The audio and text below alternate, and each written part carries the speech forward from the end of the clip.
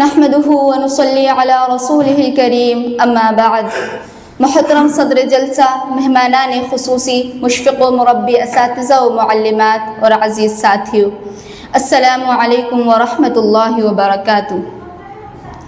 سامعین و سامعات، آج میں جس موضوع پر گفتگو کرنے کھڑی ہوئی ہوں وہ موضوع صرف الفاظ کا مجموعہ نہیں بلکہ امت مسلمہ کی زندگی، بقا اور مستقبل کا سوال ہے.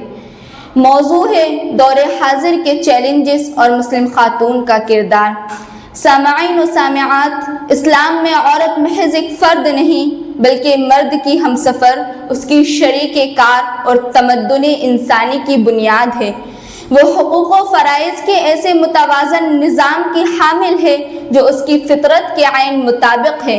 عورت ہی خاندان کی اساس، معاشرے کی روح اور نسلوں کی معمار ہے. لیکن عصر حاضر میں وہ سنگین فکری و تہذیبی و اخلاقی چیلنجز سے دوچار ہے. ان فکری و ثقافتی چیلنجز نے اس کے اسلامی تشخص پر ایک سوالیہ نشان لگا دیا ہے، اس کی حیا اور اس کے وقار پر براہ راست حملے کیے ہیں. اور اب صورتحال یہ ہے کہ اس کے قدم متزلزل اور ایمانی و اخلاقی اقدار متاثر ہیں.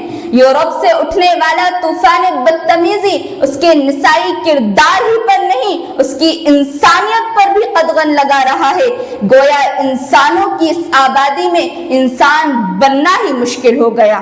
سامعین و سامعات، یہ اس لیے کہ جب کسی قوم کو کمزور کرنا ہوتا ہے تو سب سے پہلے اس کی عورت کو کمزور کیا جاتا ہے، کیونکہ یہ بات روز روشن کی طرح آیا ہے کہ عورت صرف گھر نہیں سنوارتی، وہ نسلیں سنوارتی ہے، قوم بناتی ہے اور ایک تاریخ رقم کرتی ہے.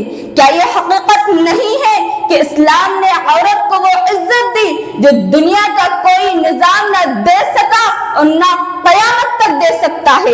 اسلام کی نظر میں اگر عورت ماں ہے تو اس کے قدموں کے نیچے جنت ہے، اگر بیٹی ہے تو رحمت ہے. اور یہی اسلام ہے جس نے عورت کے سر پر عزت و وقار کا تاج رکھا. لیکن افسوس، صد افسوس، آج میڈیا اور سوشل نیٹ ورکس مسلم خاتون سے اس کا حجاب، اس کی حیا اور اس کی اسلامی پہچان چھین لینا چاہتے ہیں.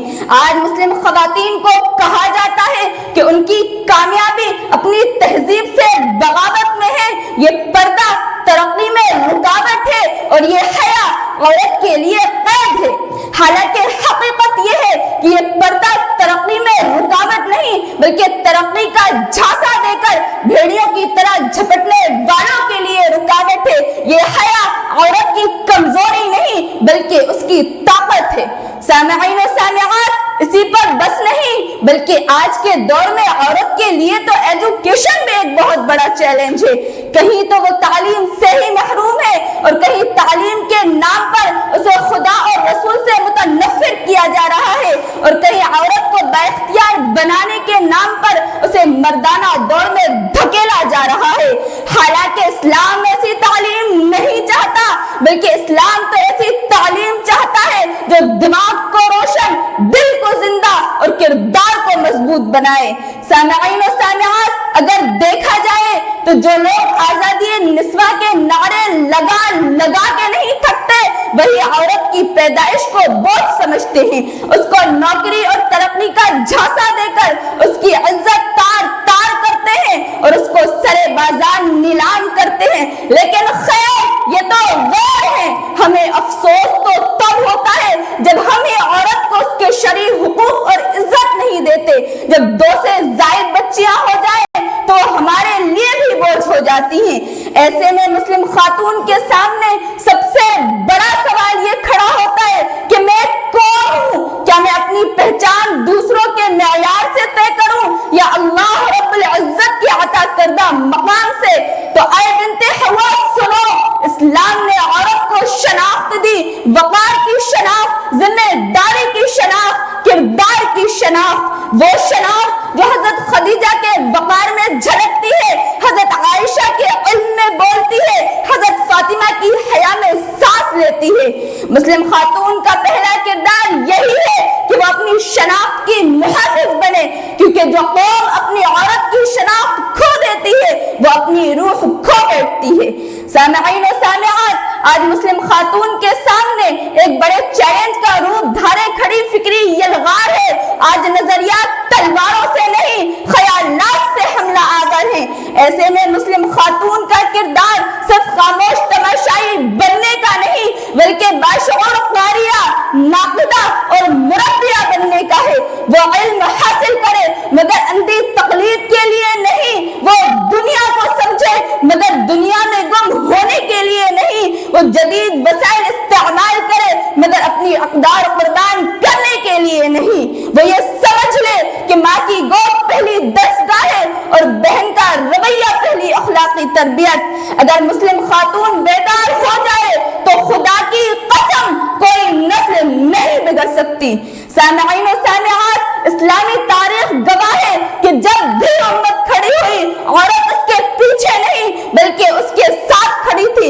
حضرت سمیہ کی قربانی ہو یا ام عمارہ کا میدان احد، حضرت عائشہ کی علمی قیادت ہو یا رابعہ بصری کی روحانی رفعت، یہ سب اس بات کا اعلان ہے کہ مسلم عورت کمزور نہیں بلکہ جیتے جاگتے سانس لیتے مسلم معاشرے کا مرکزی کردار ہے۔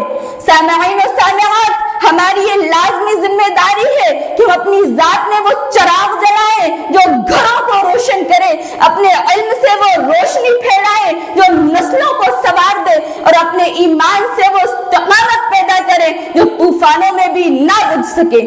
آخر میں یہی پیغام دینا چاہوں گی کہ اے بنت حوا، تو کمزور نہیں ہے، تو بے بس نہیں ہے، تو غیروں کی محتاج نہیں ہے، بلکہ تو محمد صلی اللہ علیہ وسلم کی امتی ہے، حضرت فاطمہ کی وارث ہے، حضرت عائشہ کی شاگردہ ہے۔ اس لیے اٹھ، اپنی پہچان اپنی طاقت کو جان اور دنیا کو بتا دے کہ مسلم خاتون زندہ ہے۔ اٹھ کہ اب بزم جہاں کا اور ہی انداز ہے، مشرق و مغرب میں تیرے دور کا آغاز ہے۔ وآخر دعوانا ان الحمد للہ رب العالمین۔ السلام علیکم ورحمۃ اللہ وبرکاتہ۔